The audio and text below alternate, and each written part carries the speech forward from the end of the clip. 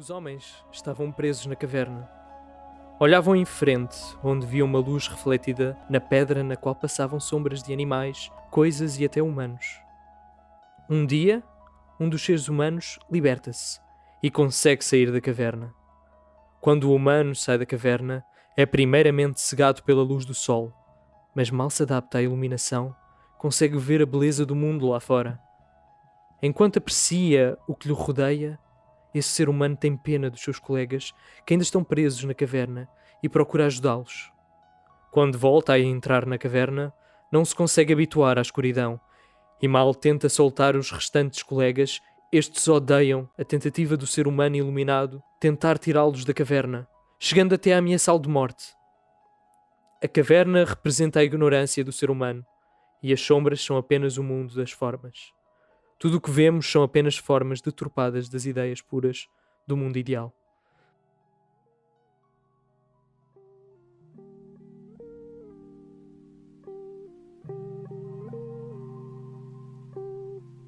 O que é que tu achas que é isto da caverna? Tu achas que existe mesmo? E se existe, é algo de bom, mau, necessário, alguma utilidade para nós? Pois, muitas perguntas e muitas respostas. E muitas faltas de respostas. A caverna e as sombras, elas acabam por simbolizar a ideia de existe um mundo para além deste e que este mundo é mais verdadeiro que este. O mundo daqui são representações desse mundo onde esse aventureiro saiu da caverna e descobriu. Eu acho que para além dos efeitos mitológicos, talvez até aproximar de religioso, eu acho que o que é interessante é meio que a moral da história. E isso, pelo menos, eu acho que é muito verdadeiro.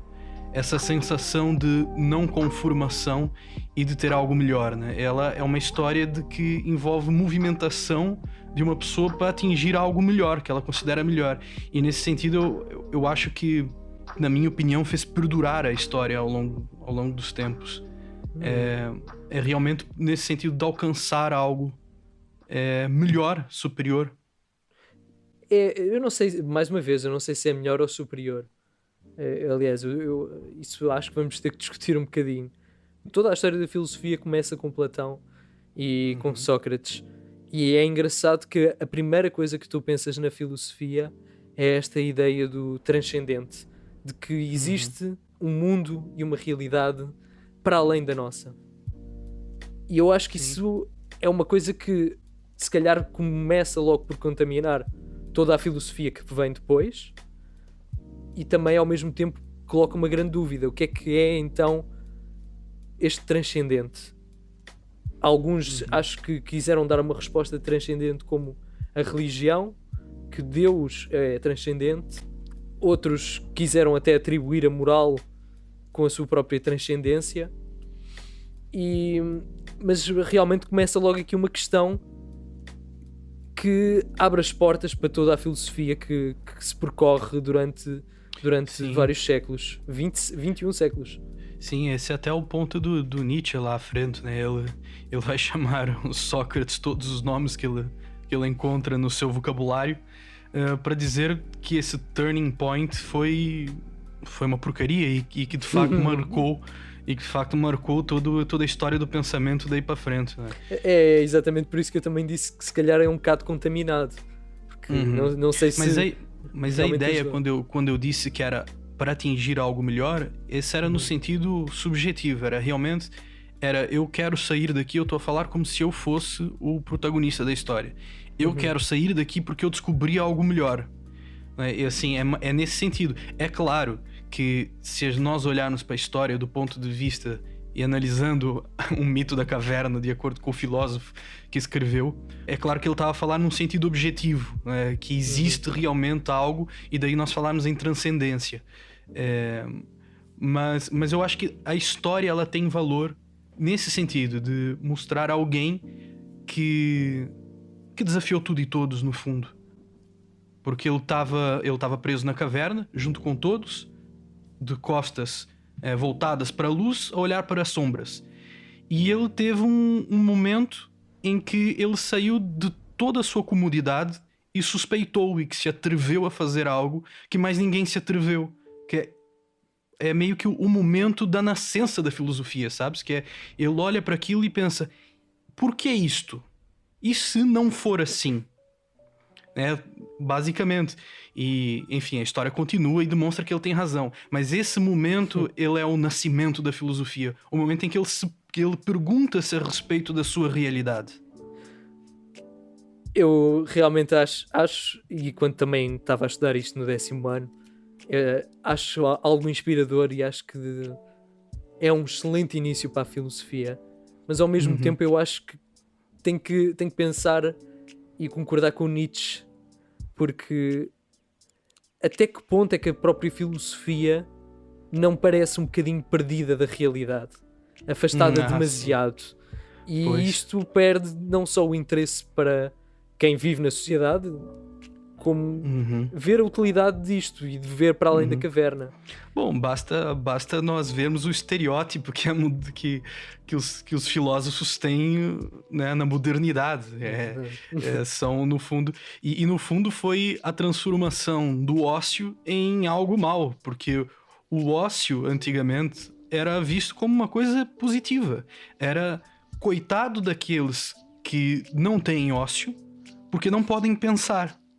Portanto, o ócio era visto como uma coisa positiva e maravilhosa. Bom, digamos que isso não se coaduna muito bem com, enfim, revoluções industriais e capitalismo. Isso não funciona lá muito bem, né, no mundo de hoje, né? E por consequência, aqueles que pensam e o ocioso vivem no mundo da lua. São, enfim... São maluquinhos, fazem podcasts, essas coisas que não interessam a ninguém. Pronto, aqui um self-deprecation muito bom. Exato, sempre bom.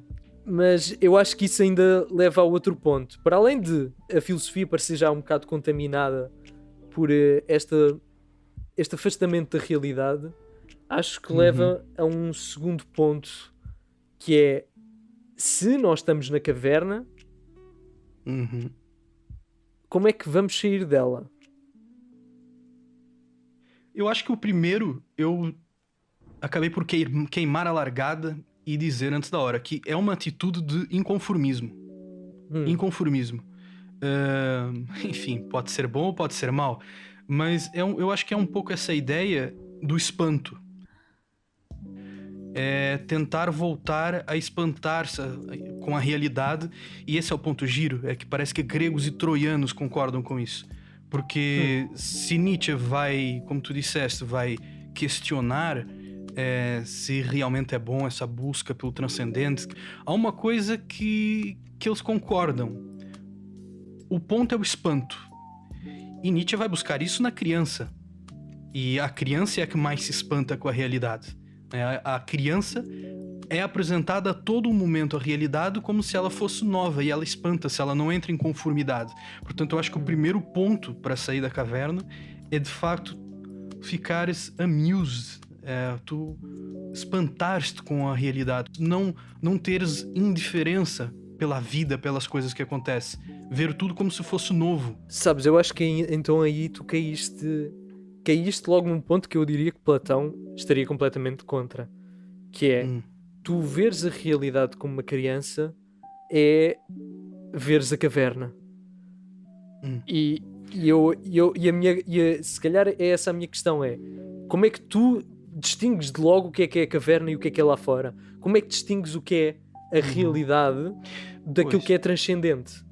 Porque esse é o problema do transcendente, é que conceptualmente acho que conseguimos ter uma ideia muito mal formada, mas se formos ver em concreto não conseguimos dar bons exemplos daquilo que é o transcendente. Eu acho que é um segundo momento que causa mais discordância. Não é esse primeiro ingrediente que eu tentei colocar para nós tentarmos sairmos da caverna, que é o espanto, mas depois existe um ponto, e aqui eu vou buscar o Nietzsche, para dizer que o erro, talvez, seja a negação. Porque o protagonista da caverna, ele não só olha para a sombra e espanta-se, E ele, num segundo momento, depois do espanto, ele diz: não, a sombra. Eu não quero a sombra é inferior do que o que está por detrás dela. E aí é onde causa discordância, não é? É aí que está o ponto. Mas o primeiro passo é espantar-se, é a curiosidade, digamos assim. Mas isto tudo eu acho que me faz lembrar pelo menos 2 filósofos que eu gosto muito. Um deles eu estou agora a conhecer, que é o Zizek, mas o primeiro que se calhar me faz lembrar mais é o David Hume, que eu adoro. Acho que ele foi um revolucionário. E é engraçado porque ele ele centraria toda esta discussão na indução e na experiência. O que é que eu quero dizer com isto? O objetivo do transcendente é ajudar-te a explicar a realidade. Pelo menos é esta a forma que eu tenho de ver. Que é só assim é que tu consegues dar sentido a tudo. Só assim é que consegues obter conhecimento. O transcendente é o conhecimento. É isso que o Platão quer. Sim, e eu acho que o David Hume vai exatamente vai um bocadinho bater em Descartes. Claro. E Com vai toda a dizer: força do mundo. todo o conhecimento que nós temos parte da experiência que tu tiveste. Podes não estar consciente dela e de que veio realmente dessa experiência e dos costumes, mas tudo isso vem só daquilo que tu já viveste e tu apenas assumiste ou presumiste uma regra geral de causa e efeito. Sim. Não, e isso vai completamente contra aquilo que o Sócrates pensava né, com a maiêutica. Ele acreditava que com um conjunto de perguntas simples ele conseguiria ver se a ideia que estava a ser apresentada era realmente conhecimento ou não. E a maiêutica, ela significaria exatamente isso. Ela significaria dar à luz. Parece estar nessa ideia de que o conhecimento está dentro de nós, quase como se fosse algo a priori. Porque ao fazer essas determinadas perguntas, a pessoa refletia com algo que parece que está no seu âmago e realmente via se a ideia era válida ou não. Exatamente. Eu acho que concordo um bocadinho mais com o David Hume de que não há esse conhecimento a priori. Acho que não vem nada de assim tão de dentro e transcendente, mas se calhar sou eu que tento às vezes ser um bocadinho mais realista. Eu também tendo a acreditar que não.